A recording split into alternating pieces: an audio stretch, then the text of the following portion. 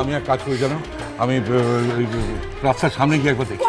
করে বেরিয়ে গেছে, আমরা কেউ টেরও পাইনি। দাঁড়িয়ে রইলে কেন? যাও না দোকানে যাও, রাস্তার লোকজনকে জিজ্ঞেস করো এমন কাউকে দেখেছি কিনা।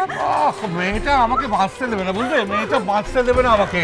বড় বৌমা, তুমি অমরটাকে গিয়ে এক্ষুনি আগে ফোন করো তো, আর ছেলেদের সবাইকে ফোন করে দাও। হ্যাঁ, আমি দেখছি।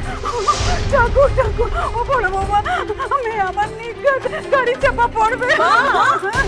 কি অলক্ষণে কথা বলছেন বলুন তো? দাঁড়ান, আমি আগে অমর্ত্যকে ফোনটা করে। মা, ও বড় বৌমা শোনো।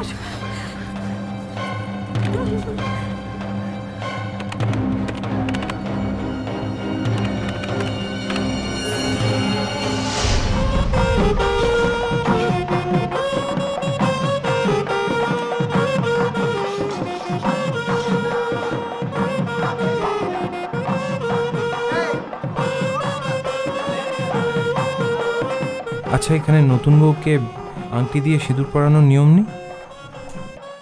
नहीं साहब, यहाँ तो ऐसा कोई रीति है नहीं।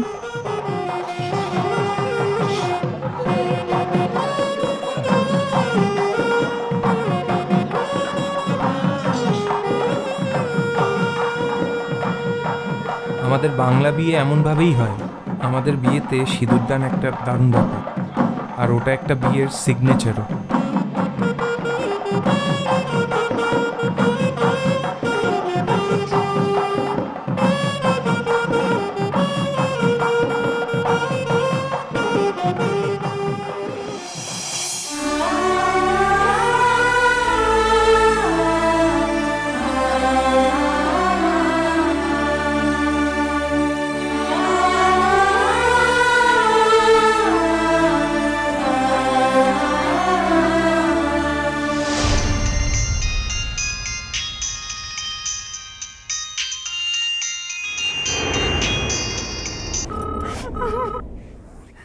বাবা ফোনটা ধরছে না কেন? চাই দিদি ভাই, ও দিদি ভাই, তুমি একবার দাদাকে, তোমার মেজো দেওরকে ফোনটা করো না। ছোটনকেও চেষ্টা করো। দাঁড়া মেজো, যাকে ফোন করলে সব থেকে বেশি কাজ হবে তাকেই ফোনটা করছি। আসুক একবার, ঘরে একবার ছেকল লাগিয়ে রেখে দেবো, দেখো তোমরা।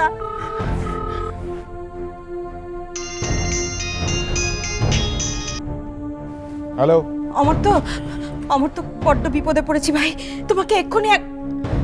আমি বড় বৌদি বলছি। হ্যাঁ বুঝেছি, কিন্তু দেখুন আপনারা বারবার পাড়িকে নিয়ে বিপদে পড়লেই যে আমি সেটা সামলাতে পারবো এটা তো এক্সপেক্ট করা ঠিক না।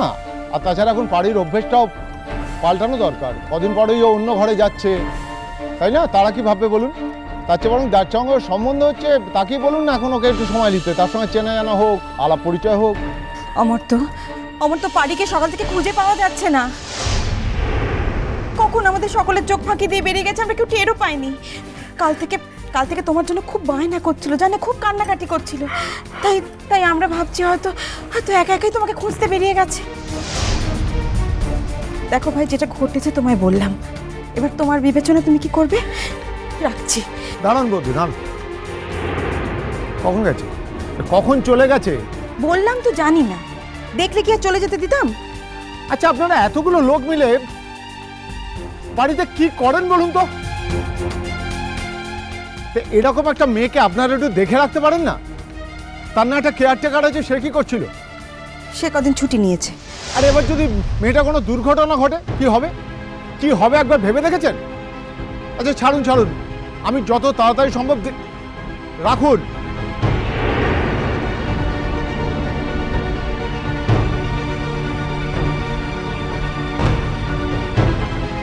অসিত, হ্যাঁ বলছি তুই গাড়ির সামনে চট করে চাবিটা নিয়ে আয় তো।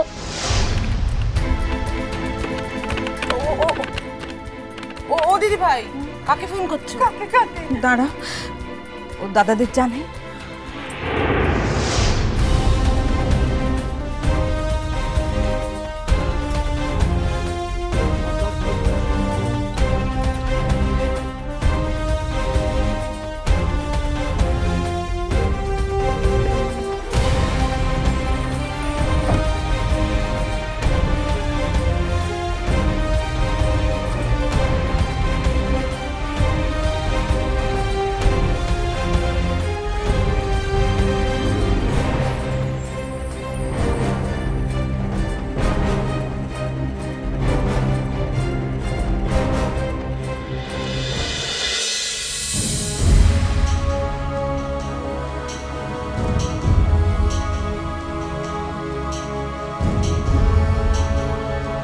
বাবু পারিকে দেখেছো?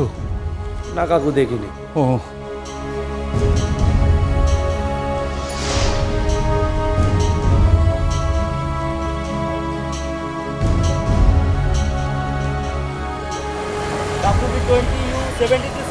সাধারণ গাড়িটা এইমাত্র সিগন্যাল ক্রস করে সামনেই গেল। গাড়িটাকে সামনে আটকাও।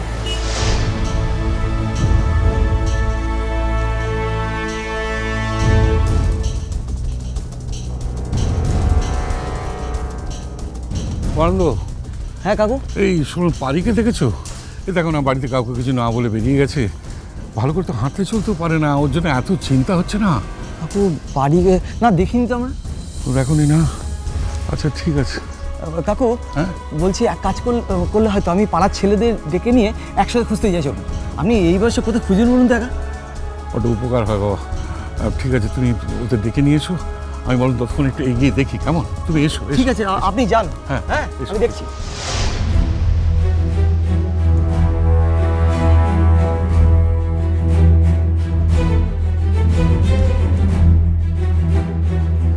নামুন নামুন, নিচে নামুন। কি হয়েছে নাকি?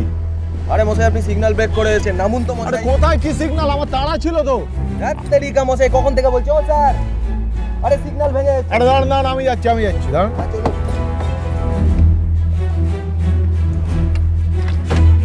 আরে আগে সিগন্যালই নি, সিগন্যাল ভেঙে এসেছে। আর দাঁড়ান, আমি বলছি তো স্যার, একটা খুব এমার্জেন্সি ব্যাপার আছে স্যার, একটা বিপদের খবর পেয়ে আমি যাচ্ছি।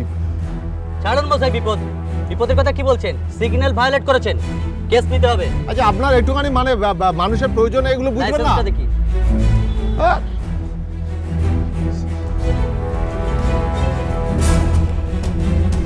আপনার যা করার করে নিন, আমার আর এখন দাঁড়ানোর সময় নেই। যা পড়া বাই পোস্টে কেস দিয়ে দেবো।